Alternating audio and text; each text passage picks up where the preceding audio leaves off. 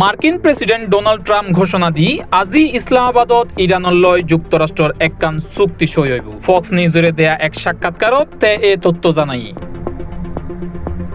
ইয়ার আগে new York পোস্টত দিয়া সাক্ষাৎকারত Trump জানাই আলোচনাত অংশ লই বেল্লাই মার্কিন প্রেসিডেন্ট জেডি ভেন্সর নেতৃত্বে একখান মার্কিন প্রতিনিধি দল ইতিমধ্যে ইসলামাবাদের উদ্দেশ্যে যাত্রা করছি। প্রতিনিধি দলত আছে মার্কিন দূত স্টিভ উইটকফ, জেরেড কুশনার এবং আলোচক দলের অন্যান্য সদস্য সকল।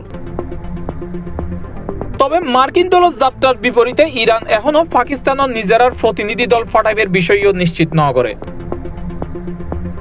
ট্রাম্প আরো জানাই আলোচনাত অগ্রগতি হইলি তে নিজে ইরানের শীর্ষ নেতা সকলের সরাসরি বৈঠকত বসতে প্রস্তুত। তবে পারমাণবিক ইস্যুত তে কোনো ধরনের সাথ দিতে নারাজ।